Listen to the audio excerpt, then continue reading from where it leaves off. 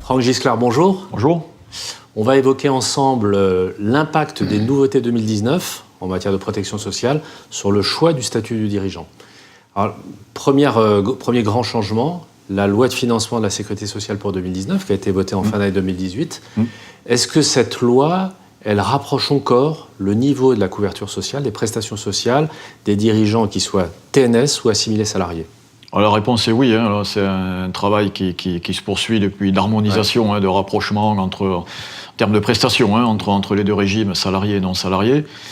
Alors, on ne va pas revenir sur ce qui a été fait, mais en tous les cas, sur ce qui a été fait là, sur la LFSS de 2019, on a des articles qui partent de l'article 71 à 76 et qui continuent ce travail d'harmonisation, de rapprochement, avec de bonnes choses, notamment l'alignement pour les exploitantes, on va dire, TNS, agricoles ou non agricoles, sur les salariés, sur la partie maternité, durée d'indemnité, durée d'arrêt, etc. Donc là, il y a une cohésion parfaite maintenant entre les deux, il n'y a plus d'écart.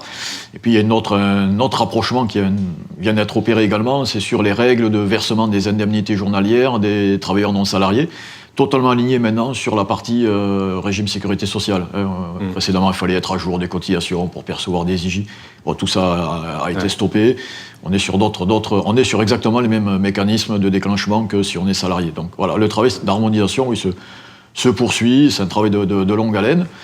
Et on aboutit quasiment sur des postes sur lesquels la couverture du TNS, alors sécurité sociale indépendant, pas en libéral, mais sur des postes où le travailleur non salarié est mieux couvert que le salarié. Alors il est soit au moins aussi bien couvert, soit il est mieux couvert aujourd'hui. Donc c'est quand même, on en arrive à ce stade-là aujourd'hui. Et globalement, on peut dire aujourd'hui que c'est quasi identique ? Alors c'est ce qu'on disait, c'est-à-dire il y a des postes où c'est quasiment identique, le travail d'harmonisation a été opéré. Et il y a des postes où le TNS est mieux couvert que le salarié. Si on prend le niveau des indemnités journalières versées par le SSI et la Sécurité sociale, les IJ sont plus forts côté SSI que Sécu, par exemple.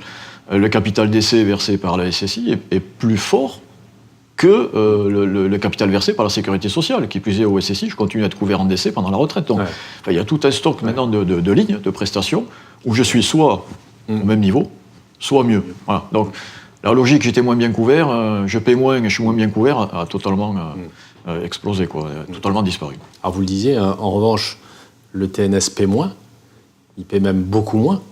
Est-ce que là aussi, la loi de financement de la sécurité sociale pour 2019 a changé la donne ? Alors cette année, non, mais c'est un travail qui avait été fait l'année dernière par rapport au relèvement du taux de CSG d'1,7, dans le cadre de la compensation du rehaussement du taux d'1,7. Il a été prévu des allègements de charges très forts sur les TNS, puisqu'ils n'avaient pas de cotisation chômage notamment. Donc, du coup, ils ont renforcé les réductions de charges sur les travailleurs non salariés. Et de façon mécanique, plutôt bien fait d'ailleurs. La mécanique est extrêmement bien faite, puisqu'elle s'opère sur les bas revenus. Puisqu'on sait que sur le TNS, c'est un peu mal fait. C'est moins je gagne et plus je paye, et plus je gagne et moins je paye. C'est un truc en escalier. Donc ils ont renforcé les réductions de charges l'année dernière déjà, sur la partie des débuts de revenus, départ de revenus où les charges sont les plus élevées. Voilà, donc c'est pas cette année, ça a déjà été fait. Donc ils ont déjà du gain depuis l'an passé, les TNS là-dessus. Autre réforme importante, alors celle-là, elle est évidemment pas encore votée. On en parle beaucoup, c'est la réforme des retraites, la retraite universelle. On sait aujourd'hui qu'un projet de loi va être déposé cet été. Est-ce que cette réforme risque de changer la donne en matière, là aussi, de prestations, de différence de prestations et cotisations entre les deux statuts de dirigeants, TNS et assimilés salariés ? Oui, alors ce qui est prévu, de ce qu'on en sait aujourd'hui, c'est ce qui est porté par le haut-commissaire à la réforme des retraites, c'est que...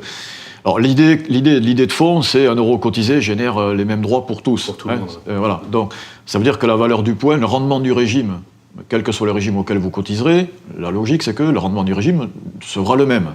Voilà, donc je cotise au régime X ou Y, il y aura le même rendement. C'est en ce sens qu'on parle de régime universel, et la valeur du point donc sera la même, quel que soit le régime auquel je cotise. Pour autant, le niveau de cotisation ne sera pas le même pour tous. S'il est écrit déjà que le taux sera à 28 pour les salariés privés publics, il est écrit également que les TNS garderont des spécificités en termes de taux de cotisation, voilà, ce qui est assez logique si on veut continuer à développer l'entrepreneuriat quand même dans notre pays. Et on devrait rester sur cette structure en escalier, là, où on est sur... Jusqu'au plafond, on paye à peu près 40%, hein, j'ai compris. Entre un plafond et 5, on est à 30. Et dépasser 5, on est à 20, hein, j'ai compris. Donc, voilà, cette structure en escalier, là, plus je gagne et moins je paye, elle ne devrait pas être bouleversée. Et donc, ce maintien d'écart très favorable entre le TNS et le salarié, où lui, on est quand même à 75 points de charge à peu près.